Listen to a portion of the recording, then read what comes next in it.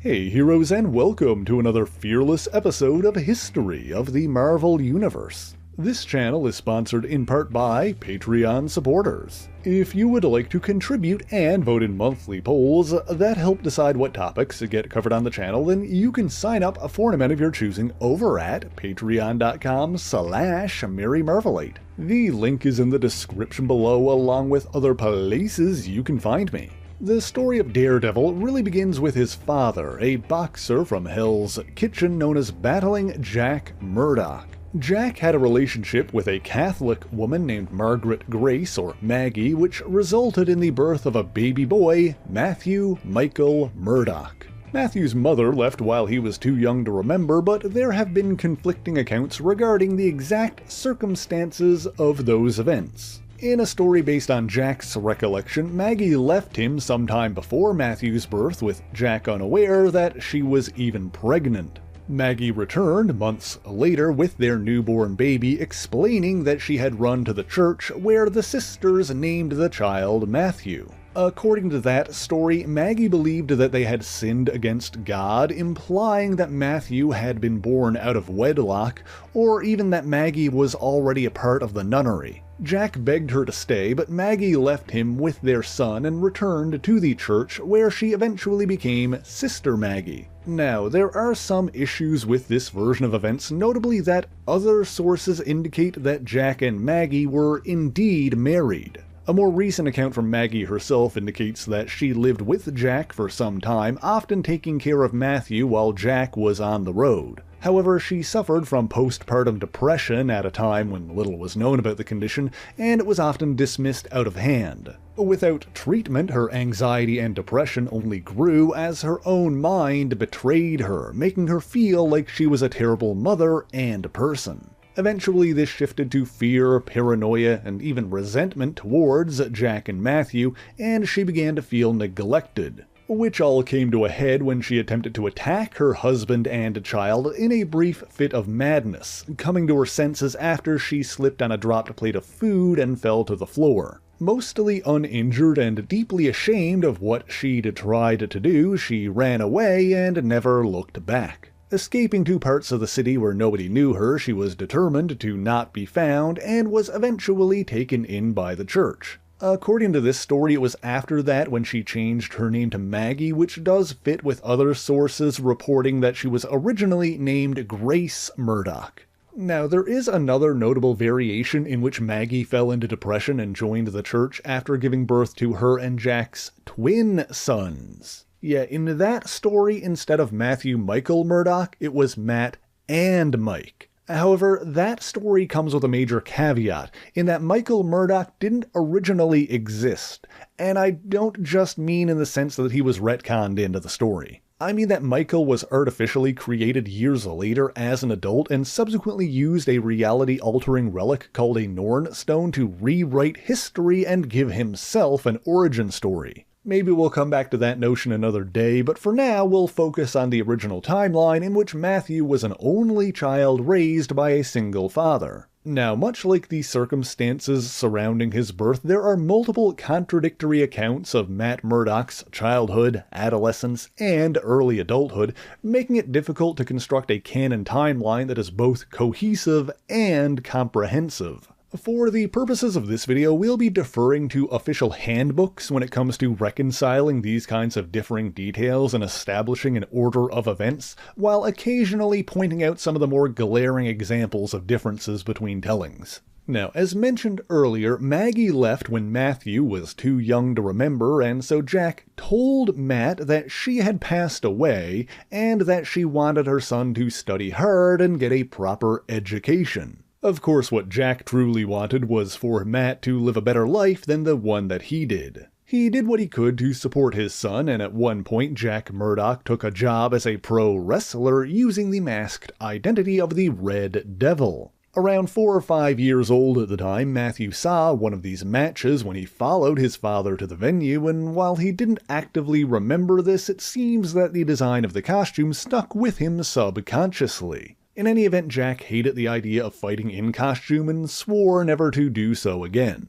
Matt, on the other hand, idolized his father, but Jack told him that if he ever thought about following in his footsteps, he'd beat the notion out of him himself. Sure enough, several years later, when Jack caught Matt training at the gym, he strapped on his boxing gloves and gave him a few jabs in an attempt to prove that Matt didn't have it in him to fight back. A stubborn Matt, however, continued training in secret, and while he found it difficult to strike the punching bag, he eventually overcame his misgivings. As a youth, he grew increasingly adventurous and daring, but never got caught and maintained the facade of a quiet, studious child. Battlin Jack Murdoch, meanwhile, continued his boxing career at Fogwell's gym, although he admitted he was already past his prime. As such, to ensure that he could continue to support his son, he eventually signed a contract with the fixer Roscoe Sweeney. Now, I will note that exactly when Jack Murdoch first started working for the fixer is one of those details that varies wildly depending on the version of the story. But in any case, it seems that their arrangement involved Jack working as a reluctant enforcer for Sweeney, who ensured his cooperation by threatening Matthew. Meanwhile, despite Jack's best efforts, Matthew occasionally got into scraps with other kids. At one point, Matt returned home proudly declaring that when another boy took a jab at him, Matt had hit back, causing the bully to back off. Frustrated and possibly drunk, Jack struck Matt before breaking down into tears and regret. Shocked that his father had hit him, Matt ran out into the city to think. In the end, he came to the conclusion that if his father, the man he idolized and loved, was capable of wrongdoing, then anyone was. Deciding that the rule of law was required for a functional society, Matt dedicated himself to studying the law, setting him on a path that would lead to his eventual career. Now, I do want to take a moment to discuss whether or not that was the only time Jack ever hit Matthew. There are some sources like Daredevil Father and the Battlin Jack Murdoch miniseries that paint Jack as an abusive parent. However, Matt himself has since stated that his father never laid a hand on him. Now, we don't do a lot of theorizing on the channel, but I would personally reconcile all of that by assuming that any depiction of Jack hitting Matt was in reference to that one incident, and that Jack instantly regretted his action and never struck his son again after that. Although ultimately this is just one of those inconsistencies that changes depending on the story being told. Heck, even the name of the bully that Matt hit changes in different stories. But in any event, between his father's insistence on him sticking to a schooling and his own decision to study law, Matt was left with no time to socialize, and other children relentlessly bullied him for being a shut-in. One in particular, a boy named Nate Hackett, saddled him with an ironic nickname that caught on like wildfire, and soon all the kids in the neighborhood began to jeeringly refer to him as Daredevil. According to one account, this name was inspired by the gimmicky devil identity that Jack Murdoch begrudgingly used at a low point in his career. Upset and embarrassed, but not wanting to disappoint his father, Matt continued his habit of sneaking off to the gym where he regularly vented his frustrations. It was apparently during this time that Matt first caught the attention of a blind old martial arts master known simply as Stick. Now, his backstory is something that we may delve into another day, but the important thing to note is that Stick was a member of the Chaste, a mystical order of warriors that dedicated itself to holding evil in check. Furthermore, despite being blind since birth, he had honed his other senses to the point where he had developed a sort of proximity sense, allowing him to quickly detect the details of his immediate surroundings. While Stick quietly watched from the shadows, Matt Murdoch's secret training paid off as he built his strength and proved himself to be naturally athletic. However, Matt's life changed forever the day he saw a blind old man who was attempting to cross the street step into the path of an oncoming truck carrying radioactive materials. Making a snap judgment, Matthew leapt into the street and pushed the old man out of harm's way just as the truck swerved to the side, narrowly missing them both. As it turns out, that would be the last thing Matt Murdock ever saw, as the canisters of radioactive material fell from the careening vehicle, one of which broke open and spilled across Matthew's eyes, permanently blinding him. He was brought to the hospital where he and his father learned of his condition, and while he was otherwise uninjured, it seems that the radioactive waste had affected him in other ways. His other senses were quickly heightened to superhuman levels, and the increased sensory input, the loud sounds in particular, were painfully overwhelming. During his time in the hospital, he was visited by Sister Maggie, who helped soothe his pain, although he was unaware of who she was. Maggie told Matthew that his enhanced senses were a blessing, but had him promise to keep them a secret, and as she spoke, Matt felt the shape of the golden cross pendant hanging from around her neck. After being discharged from the hospital, Matt attempted to resume his secret training, but initially found it difficult to maneuver without his sight. It was after this that Stick finally revealed himself and decided to take young Matthew under his wing. Under his guidance, Matt learned to focus his senses, filtering out the noise while becoming more aware of his surroundings. And while Stick may have been a harsh and unrelenting master, Matthew soon became a formidable fighter and acrobat. Furthermore, Matt learned that he had developed a unique radar sense, allowing him to detect solid objects up to 100 feet away. While this has been described as a form of echolocation, it's also been theorized that Murdoch's brain may generate a form of electromagnetic energy to achieve a similar effect without needing to use actual sound. Of course, it's entirely possible that both are true and that Matt's mental perception of reality is based on a combination of these and other factors. In any event, he also kept up his academic pursuits, learning how to read Braille relatively quickly. After graduating from high school, he was accepted into State University, where he met a man that quickly became his closest friend, Franklin "Foggy" Nelson. Of course, Jack wanted his son to attend an Ivy League school, and sure enough, Matt and Foggy soon decided that Columbia better suited their goals, and both transferred there in their freshman year. It was there that Matt met a political science student from Greece named Elektra Minus, who he was quickly infatuated with.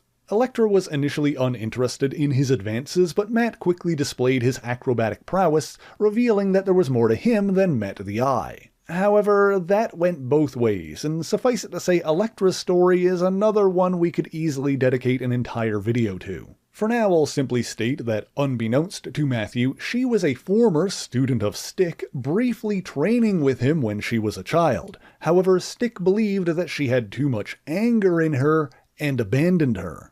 Believing Elektra to be capable of great evil, Stick warned Matt to stay away from her, but of course Matt did not listen, and over the next year he and Elektra engaged in a passionate romantic relationship. Then, however, there was an incident in which Elektra and her father, the Greek ambassador Hugo Nachios, were both taken hostage by a group of unidentified terrorists. Wanting to save her, Matt made a makeshift mask out of a red scarf and infiltrated the building where she was being held.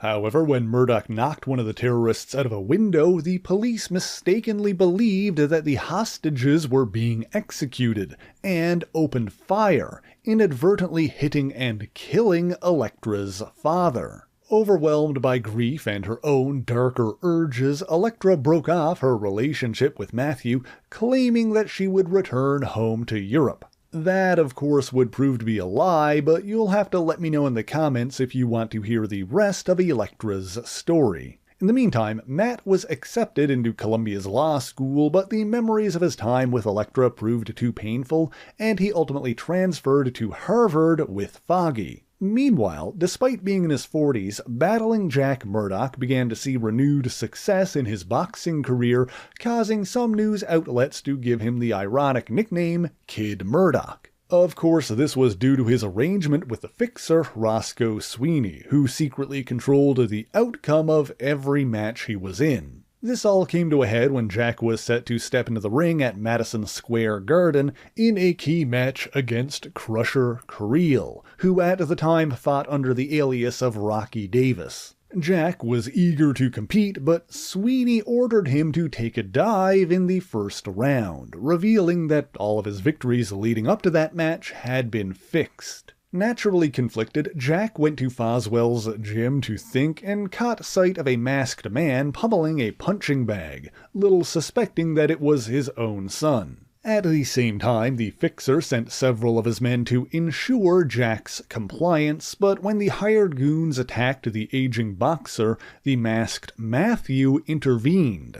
In the ensuing scuffle, Matt took a punch to the right side of his face, but succeeded in defending his father and escaped before he realized who he was. Then, when it came time for the actual match, Matthew sat in the audience with Foggy right by his side. And so when the time came to take a dive and lose the match, Jack Murdoch got back up, wanting nothing more than for his son to be proud of him. Furthermore, when he noticed that the side of Matt's face was bruised, he realized that he was the one who saved him from the Fixer's men. Inspired by his own son's strength and bravery, and realizing that Matthew didn't need his father to protect him anymore, Jack unleashed a flurry of powerful blows on his younger and stronger opponent, and in the end, Battling Jack, Murdoch was declared the winner by knockout, while Matt and Foggy loudly cheered him on. Of course, Jack was fully aware of what that meant for him, and later that same night he was ambushed, attacked, and ultimately killed by the Fixer and his men.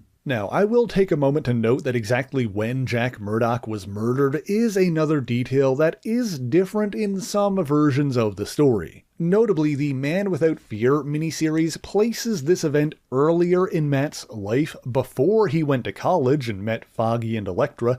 However, this contradicts multiple other sources, including the original Daredevil #1. Now, I don't want to bog down the video by getting caught up in the minutia of that kind of thing, but if you are curious about the differing versions of the story, I'll leave a pinned comment with some more details. Now, naturally, Matt was distraught after the death of his father, and while he was consoled by Foggy, he was further enraged when the legal system ultimately failed to bring the Fixer to justice.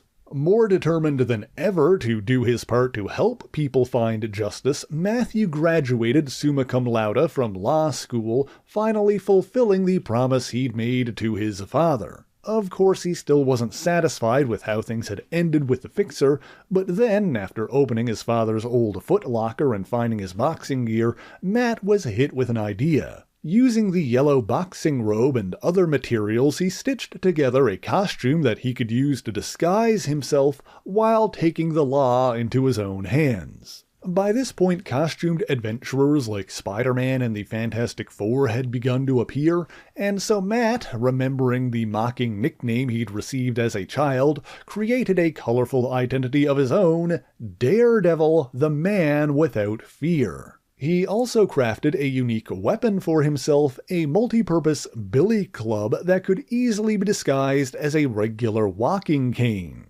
Using this new identity, Matt began tracking down the men responsible for his father's death and attacking them, finding the Fixer in Fogwell's gym. Two men, Mikhail and Gillian, were found by the police badly beaten and confessed to the murder of Jack Murdoch, claiming that his ghost had attacked them. Another, a man by the name of Slade, was convicted and sentenced to death, as he was the one who actually pulled the trigger and killed Jack Murdoch. Roscoe Sweeney, the Fixer himself, attempted to escape, fleeing into the subway, but the strain of the situation proved too much for the aging criminal, and the Fixer suffered a fatal heart attack, dying on the scene. In the midst of all of this, one member of the Fixer's crew, a man named Angelo, managed to slip away, but Matt wasn't willing to let him escape.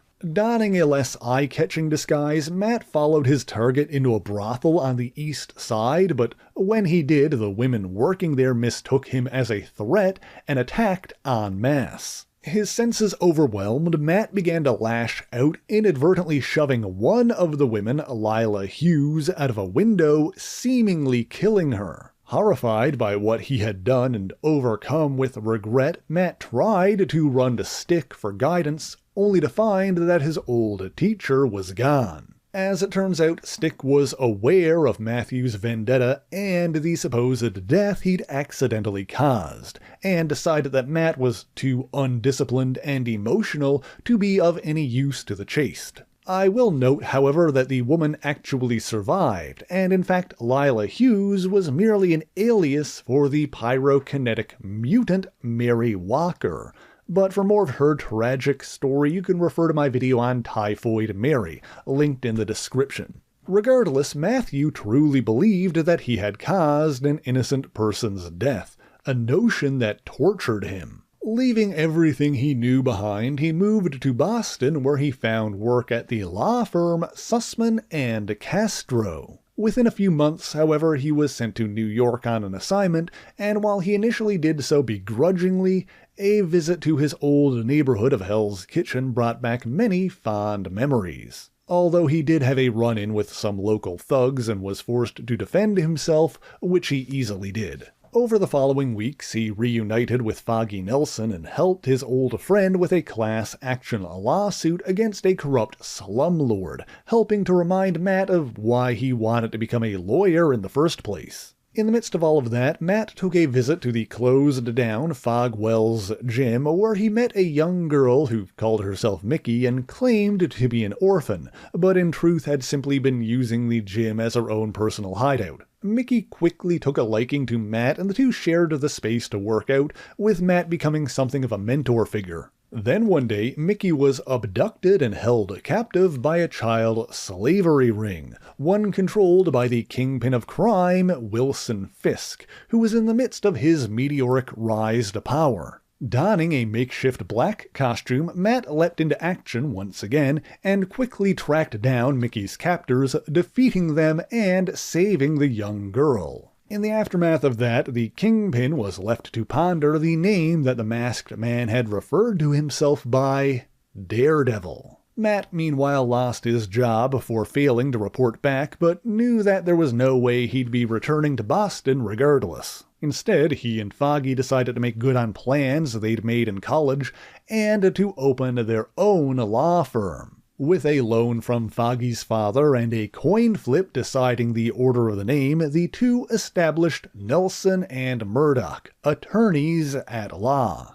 And before long, Foggy also hired a secretary by the name of Karen Page, who both men were quickly smitten with. At this point, Matt Murdock had realized his true calling. He would use his position as a lawyer to help people and bring justice as best he could, but when the legal system failed, it would be Daredevil who made things right. And of course, before too long, he got involved in the wider world of the Marvel Universe, in and out of costume, as Matt Murdock was hired on retainer by the Fantastic Four and became their official lawyer. He also faced a number of costumed villains, including some with superhuman powers, like Electro and the Purple Man. In the midst of all of this, there was still one loose end, however, as Matt knew that the Fixer was working for someone else, but didn't know who.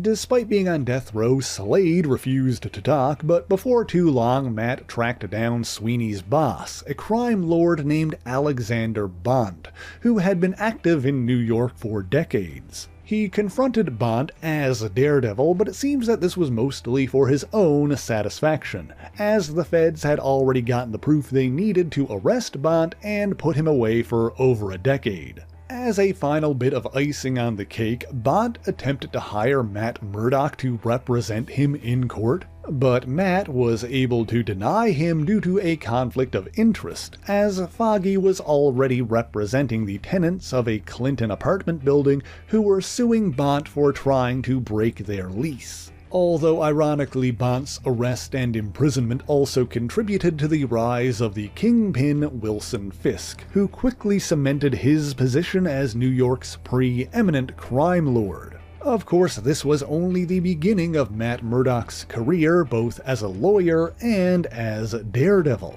Before too long, he improved his costume both in form and function, cementing his iconic look, and the rest, as they say, is history. Alright heroes, that's all I've got for you this week, but thank you so much for watching this video. If you enjoyed it, be sure to leave a like, subscribe to the channel, and share it on your favorite social media. As always, the issues referenced in this video are listed in the description below if you would like to read them for yourself, as well as links to other places you can find me, including my Patreon page, where for only $1 a month you can get your name in these special thanks here, and vote in monthly polls that help decide what topics get covered on the channel. Also, like I said before, check out the pinned comment for more details on the various versions of Daredevil's origin story. But that is indeed all I have for you this week, and so until next time, true believers, Excelsior!